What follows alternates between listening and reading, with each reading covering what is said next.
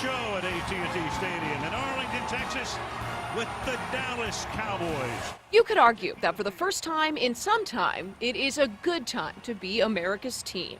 Glistening new headquarters, a strong season last year, an owner enshrined in the Hall of Fame, and the Cheerleaders hit show is in its 12th season.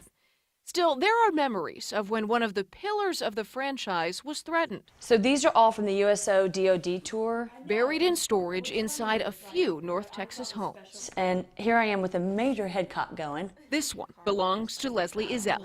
I was a Dallas Cowboys cheerleader for the last year of Tom Landry and the first year of Jerry Jones. I had a lot of pride about being involved. Of course, we had no idea what was about to come. The year was 1989. In February, Jerry Jones becomes the Cowboys' new owner. He fires Tom Landry, and director of the Cheerleaders Suzanne Mitchell resigns. Tensions are high.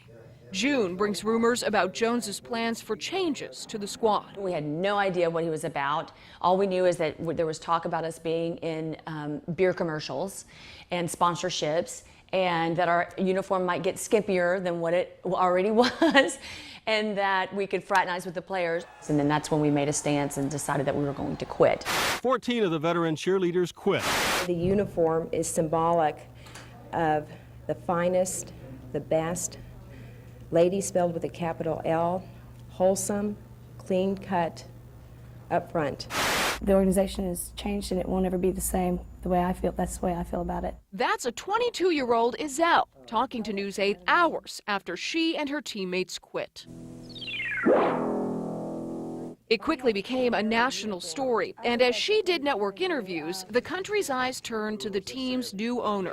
24 hours later, Jerry Jones called a press conference to clarify. It has been suggested to me that there was talk about changing the uniform and possibly in a way to make the uniform a little more, whatever you want to call it. That's just not the case. Jones insisted there were no plans for major changes to the cheerleaders. My intent is absolutely to have our cheerleaders have and hold their head as high and be as important for moms and dads and their children in the future that there ever has been. That he had a sincerity to him. Once he had that talk with us, that's when we all decided to stay.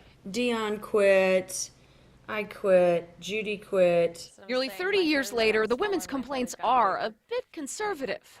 The uniform is now skimpier than ever. And I think it's totally appropriate for this day and age and where we are today. But that doesn't bother Izell. She praises Jones for recognizing that women who dreamed of making the team were willing to fight to protect what it stands for.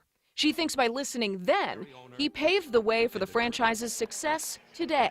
I think him becoming a part of the Hall of Fame is fantastic, and the fact that he allowed the cheerleaders to keep its tradition, I think, is a huge component of that. We reached out to the Cowboys about this wrinkle in history, but they preferred to keep it stored away, like Izell's memorabilia.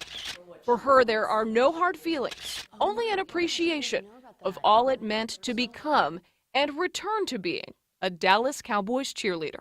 Yeah, that's an arm workout. That's an arm workout. In Dallas, Marisa Vedra, Channel 8 News.